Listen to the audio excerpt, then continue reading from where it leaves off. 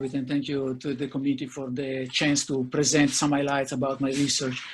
Before I present those highlights, I would like just to give a brief introduction about myself. I received my PhD in mechanical engineering from Caltech in 2011, and then after a brief postdoc at Caltech, I joined UCLA first as a postdoc in MAE, and then when I was able to secure my own funding, then the radiological science department, where I really trained in using cardiac MRI data to build models of cardiac mechanics and cardiac kinematics.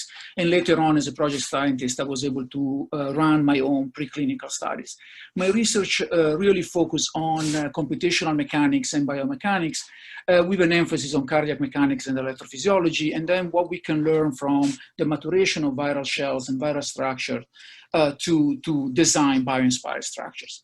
I joined UCF in January 2019, and after that I taught dynamics and finite elements, and I will teach continuum biomechanics in the spring, which is a class I helped develop. So I will present four different projects briefly, and two of them are related to the area of cardiac mechanics, and two of them in the type of research that we do instead of looking at the maturation of viral shells. The first project that we are pursuing in the area of cardiac modeling is related to estimating cardiac strain. Cardiac strain is always been, it is a measure, a biomarker that basically allows to characterize cardiac function and then to distinguish between healthy condition and disease condition. Usually these cardiac strain are measured along some arbitrary, if you want, reference system, which is this longitudinal axis, circumferential and radial axis. This one is a section in a MAR image of the left ventricle, and here we can see the longitudinal section of the left ventricle. And these are not microstructurally anchored, so they don't take into account the cellular organization inside the heart. Really, the cardiomyocytes, they make up the heart, and here are drawn like aggregate cardiomyocytes, and they have this helical structure around the heart and transmurally. So what we try to do is really trying to develop instead a measure of the shortening of aggregate cardiomyocyte. And this is important because cardiomyocytes drive cardiac contraction and cardiac relaxation, so are the cause for which the heart contracts, as well as they are linked to the cardiomyocyte function and electrophysiology. So we would really like to have a measure of this cardiomyocyte shortening and relaxation. And we do this by using cardiac MRI and combining two different types of sequence so far, dense MRI, from which basically we get information about displacement, and then cardiac CDTI, so cardiac diffusion tensor imaging, from which we can get information about the cardiac microstructure. And our research is really focused on how we process and how we build models, combine this different information, and then compute cardiac strain. And then we were able, based only on in vivo data, to basically compute cardiomyocyte, aggregate cardiomyocyte shortening throughout the cardiac cycle. This is a preclinical study, but it's done all based on in vivo data, and we were the first to be able to do so just based on in vivo data. And right now we are looking forward to expand basically this project to look basically at study the dysfunction that we observe, for example, in patients with diabetic cardiomyopathy. A different project, which is always in this area of cardiac modeling, on which we are working in the lab, is related to cardiac electrophysiology. I've been involved in this project for a long time, from when I joined basically UCLA, and I worked with the group there.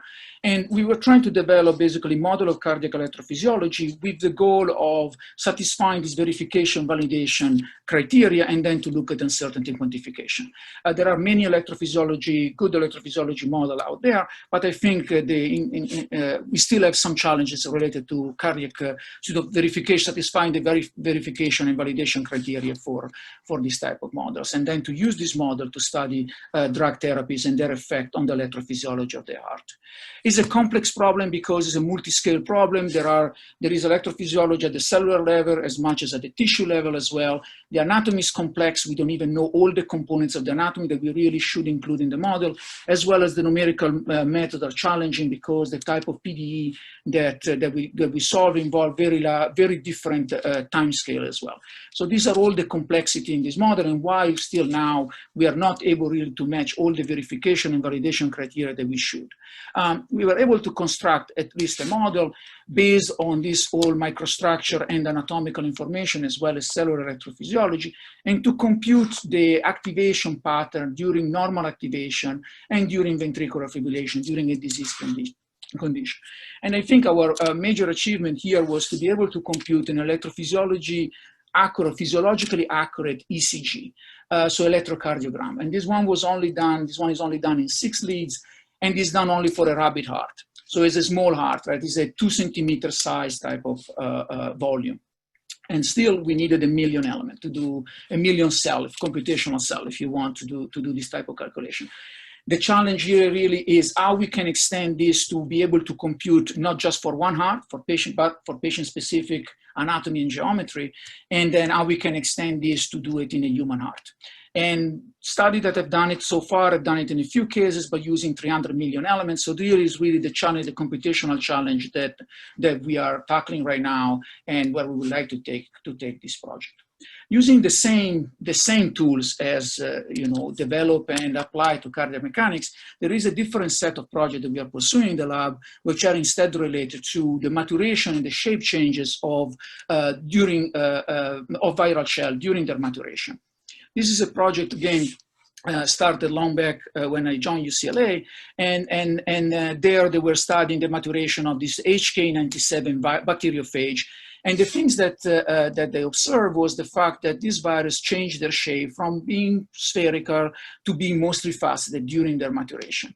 And the things that intrigue me about this research is the fact that these shape changes of the virus are all driven by changes of a local subunit. So there is a single subunit. Here you can see, like highlighted one of them, these hexamers, and due to the same change at the local subunit level, then we obtain the virus changed their shape at a global shape change of their capsids. And so then we took the same principle, the same type of tools, and we applied to different type of virus. Here, for example, is an ATV, which is this Acidianus two-tailed virus. Is a virus that prey on archaea in extreme environments. And the things which is even more interesting here is that they grow during their maturation, they grow tails. Here is just a model or a simplified model. You can think that the diameter of this virus is about 100 nanometers. Here is just the beginning of this tail growth. Start from basically a football kind of shape like this one, and then it grows tail, and this tail grow up to 400 nanometers. So there is a large shape changes during this maturation process. Again, what we are interested in discovering, in studying, is if we can trigger and model these large shape changes, all due to changes that happen at the single subunits level, to then be able to harness this and leverage this mechanism to then design bio-inspired flexible shells. Related to this project is a recent project that we started in the lab, which is related to interacting colloids on flexible membrane. And this one is a very much related project because interacting colloids on flexible membranes has been a tool used in biophysics to model, for example, protein capsomer on lipid bilayers or tunable lattice structures. The challenge there is, again, how this interacting colloid, the strong interaction, non-linear interaction between these interacting colloids, the flow on this lipid bilayer, on this surface membrane, can be the surface, for example, the capsid of the virus, and their interacting, the interaction between the colloids and with the flexible membrane. Recently, we developed a computational tool to be able to model this strong nonlinear interaction, combining basically tools from continuum mechanics, a discrete approach for the particles, all the interacting colloids, and then a mapping to be able to merge and combine the two, and so model their interaction. Using this type of approach, we were able to study the different symmetric configuration that colloids on a flexible fluid membrane can assume just by tuning the bending stiffness of the surface.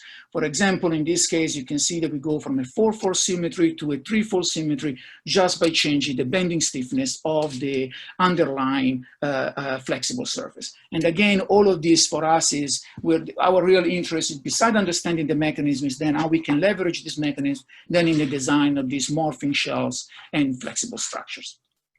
So, in the near and long terms, where I would like to take this project, in the near term, we would like to continue the calculation of cardiac strain, including myofiber strains, and specifically focusing on atrial systole. Atrial systole is even more challenging, I would say, to compute cardiac strain than ventricular systole because the displacement are much smaller. And so noise will have a larger effect. But atrial systole is particularly important to study for a type of heart failure, like heart failure with preserved ejection fraction, which is a type of heart failure that affects 50% of people, of patients with heart failure. So really is an area where we would like to apply our tools and expand. And we would like to complete the study on cardiac electrophysiology and to be able to compute the ECG, a physiologically accurate ECG in a human heart. That would be a significant breakthrough for us. And related to the bio-inspired or virus-inspired study, we would like to see how we can optimally cover a surface of arbitrary curvature with these interacting colloids that I showed you before, and with a control on the local symmetry state. Thinking longer term, in 5 to 10 years, in terms of computing cardiac strain, we would like to expand this study not to be based on a sequence that I showed you before, dense sensitivity IMRR sequence, because those are research type sequence. And so if we want really for this study to have an impact in the clinic, we need to move to sequence which are readily available. Like, for example, SYN-MRI, which basically measure only surface displacement. So we would like to compute this cardiac strain based on this different type of input data, which give us basically only left ventricle surface motion. So far, we have developed this model of cardiac mechanics and cardiac electrophysiology separate from each other. Of course, integrating the models, once we have verified and validated the model, will be a long-term goal. And regarding the bio-inspired extraction, we would like to go first to develop in the near term how we can leverage those mechanisms to design the morphing of viral shell, and then in the long term to go the opposite direction, right? Starting from a surface of arbitrary curvature and then design their unfolding. Unfolding has been a problem which has challenged in computer science mathematics for a long time. We don't want to tackle this problem from a general point of view, but basically narrow and restricted to what is inspired by basically this virus maturation. And finally, and this is an area where I would be very happy to collaborate, we would like to then, based on these design tools that we have developed, then looking if we can prototype a small deployable surfaces, for example, based on 3D printing. And then I need to, of course, acknowledge all the people that make this research possible. Here at UCF, the PhD students that work in my lab, as well as all the undergraduate students I was fortunate to work with. Some of them are still working in the lab, and all the collaborators that I have here at UCF and the other institutions in the US and in Europe, as well, of course, funding from NIH that ended in January and allow all the starting of the kinematics model that I show you, and of course, UCF for their startup funding. And I'll be very happy to take any questions or suggestions and comments. Thank you.